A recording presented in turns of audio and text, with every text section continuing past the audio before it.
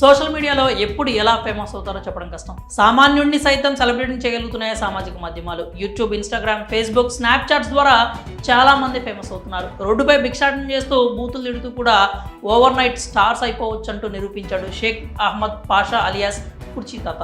హైదరాబాద్లో కృష్ణకాంత్ పార్క్ వద్ద భిక్షాటన చేసుకుంటూ జీవనం సాగిస్తున్నాడు. అతనికి భార్య, పిల్లలు ఉన్నారు. ఆ కుర్చీ మడతపెట్టి అనే డైలాగ్ ఓ భిక్షాటన చేసే వ్యక్తిని సెలబ్రిటీ హోదాకు తీసుకొచ్చింది. దీంతో షేక్ పాషా కాస్త కుర్చీ తాతగా మారిపోయాడు. అతన్ని మరింత ఫేమస్ చేసేసాయి యూట్యూబ్ ఛానల్స్. దీంతో కుర్చీ తాతకు ఎక్కడలేని పబ్లిసిటీ వచ్చింది. ఇదే డైలాగ్ను మహేష్ బాబు, త్రివిక్రమ్ కాంబోలో వచ్చిన గుంటూరు కారం మూవీలో కూడా వినియోగించారు మ్యూజిక్ డైరెక్టర్ తమన్.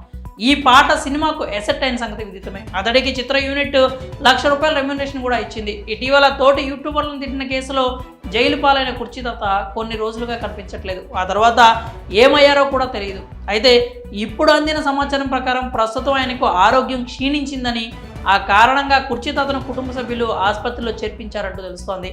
గాంధీ ఆసుపత్రి వైద్యులు ఆయనకు పరీక్షలు చేయగా క్యాన్సర్ అని నిర్ధారణ అయిందని, పరిస్థితి విషమంగా ఉన్నట్లు వైద్యులు నిర్ధారించినట్లు తెలుస్తోంది. కాగా ఆయన ఆల్కహాలిక్ కూడా కావడంతో ఈ వ్యాధి బారిన పడినట్లు తెలుస్తోంది. ప్రస్తుతం ఆయనకు వైద్యులు చికిత్స అందిస్తున్నట్లు వార్తలు వస్తున్నాయి. మరి కుర్చీ తాతకు క్యాన్సర్ అంటూ వస్తున్న వార్తలపై మీరేమనుకున్నారు? మీ అభిప్రాయాలని కామెంట్స్ రూపంలో తెలియజేయండి.